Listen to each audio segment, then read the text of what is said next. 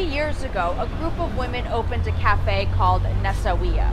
One of their main aims was to get people talking about greater rights and freedoms for women in Lebanon. And if you think this seemingly liberal nation does not need such a place, well, think again. Lebanon prides itself on its beautiful women. Cast a quick look around downtown Beirut, and it's easy to get the impression that women here are liberated.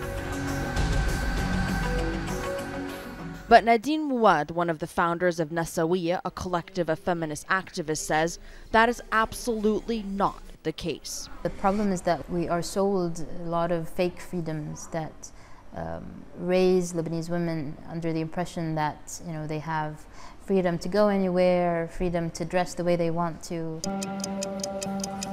Superficial fake freedoms, she calls them, a beautifully packaged smokescreen.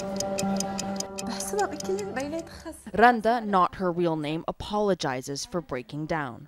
She says she's normally stronger than this, but the last few days she's been cracking under the strain of making ends meet to support her 3 children.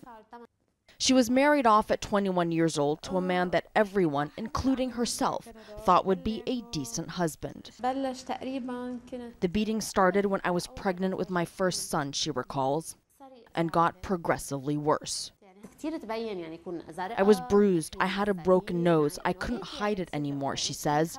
Once my son turned 4 months old, I went to my parents, and their answer was, okay, get the divorce, but you have to give him your son.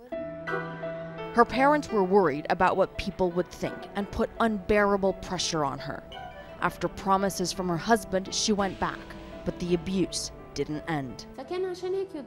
He used to beat me until I bled, she recalls. If they ran out of gas or shampoo, or if a child cried, and he forced himself on her.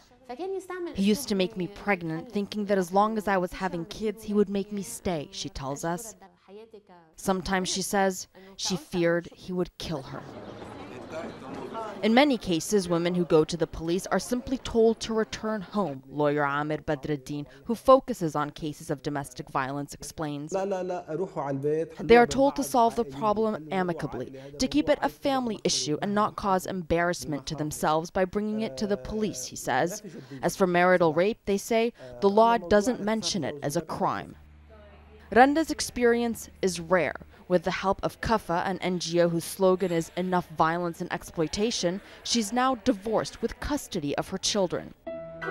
Hers is not an isolated case. There are no official statistics, but Badreddin says an estimated 50% of Lebanese women are victims of domestic violence. Most suffer in silence. And there is no law to protect them. Women's rights activists, infuriated and no longer willing to be victimized at the hands of Lebanon's fundamentally chauvinistic male society, have taken to the streets, demonstrating for a law to protect women from domestic violence. From their perspective, the situation is utterly ludicrous.